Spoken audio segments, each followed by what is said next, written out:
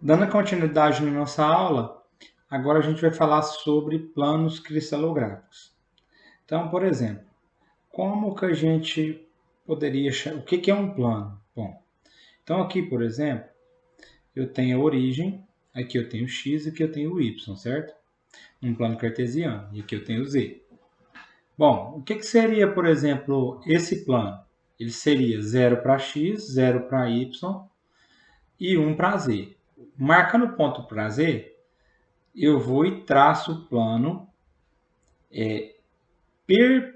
paralelo ao eixo x e paralelo ao eixo y e perpendicular ao eixo z. Então, ou seja, esse plano ele corta apenas o eixo z e é paralelo aos outros eixos. Então, nunca vai cruzar esses eixos. Bom, e esses outros planos são planos equivalentes. Então, esse plano, por exemplo, aqui, ele é equivalente a esse plano. E esse também é equivalente a esse plano. Bom, aqui eu já tenho outro plano, que é o plano que ele é, por exemplo, o 1, 1, 0. Então eu venho da origem, marco 1 para x, marco 1 para y e ligo os pontos. E nessa ligação eu traço o meu plano. O meu plano ele é paralelo ao eixo z e perpendicular, ou seja, ele corta, ele não é perpendicular na verdade, ele corta o eixo x e ele corta o eixo y, mas ele é paralelo ao eixo z. E esses são os planos que é dessa mesma equivalência. Da mesma forma, eu tenho o plano 1, 1, 1. Então, ele é 1 para x, 1 para y, 1 para z. E aí eu vou ligar esses pontos e eu vou perceber que esse plano corta os três eixos. E esses são planos equivalentes, tá certo? Quando eu mudo a origem de posição. Ok. Bom, alguns detalhes importantes. Os planos cristalográficos são representados de maneiras similar às direções, entretanto, são representados pelos índices de Miller, o HKL. Então, o VW passa a ser HKL. E ele é representado entre parênteses, não entre colchete. E os planos paralelos são equivalentes, tendo o mesmo índice. Então, eu posso chamar todos aqueles planos de um mesmo plano, só mudando a origem de posição. Bom, procedimentos para determinação dos índices de Miller. O plano a ser determinado não pode passar pela origem, tá certo? Então não passa pela origem. Os planos paralelos são equivalentes. Então os planos paralelos são equivalentes. Obtenção dos pontos de interceptação do plano com o eixo x, y e z. Obtenção dos inversos das interceptações, eu simplesmente coloco inversamente, ou seja, H é igual a 1 sobre A, K é igual a 1 sobre B e L 1 sobre C. A obtenção do menor conjunto de dois números inteiros. Sexto, o índice obtido devem ser apresentados entre parâmetros HKL, entre parênteses, né? Então, esses índices são colocados entre parênteses, não entre colchete. E os índices negativos são representados por barras sobre os mesmos. Em cristais, alguns planos devem ser equivalentes, o que resulta em uma família de planos. Tá?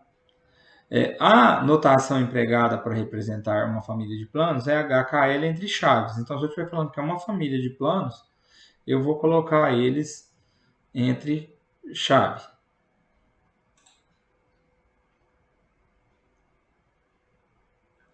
Bom, então vamos lá. Um exemplo. Eu tenho aqui o plano 0, 1, 0. São paralelos ao eixo x e z, né? Então é paralelo a esses dois.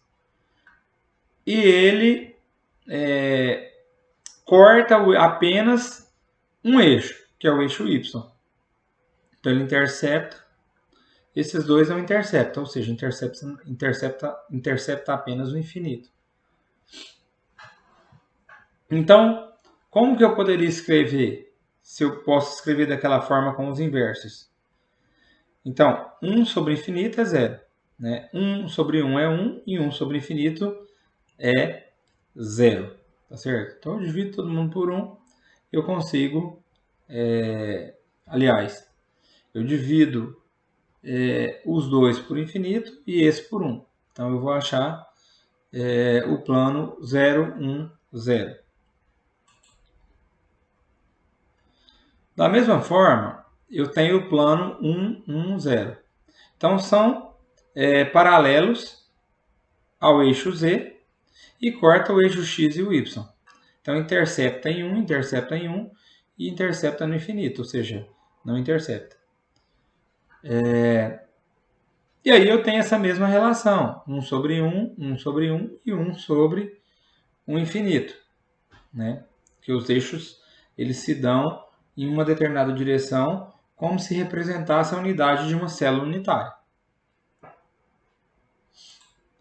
Além disso, aí a gente ainda tem o 1, 1, que é o que intercepta todos os planos, todos os eixos, desculpe. Então, quando eu faço uma representação todos por 1, eu vou chegar no 1, 1, 1. Ou seja, esse aqui é o plano, e se for representar a família, da mesma forma, entre chaves. Então, aqui eu tenho vários exemplos das famílias 1, 1, 0, que são esses aqui, são todos a mesma família. Eu tenho a família 1, 0, 1, que são todos a mesma família. E tem aqui o 0, 1, 1, que são todos a mesma família. Então, veja que são posições diferentes de escorregamento, né, de plano. Entretanto, são da mesma família. Né? Só muda a questão da origem, mas a relação é a mesma família, tá certo? Então, para todos esses aqui, eu tenho a família 1, 1, 0. Da mesma forma, eu tenho essas famílias 1, para descrever também a mesma família, tá bom? Então, a gente vai encerrar essa parte e daqui a pouco a gente volta com arranjos e fases.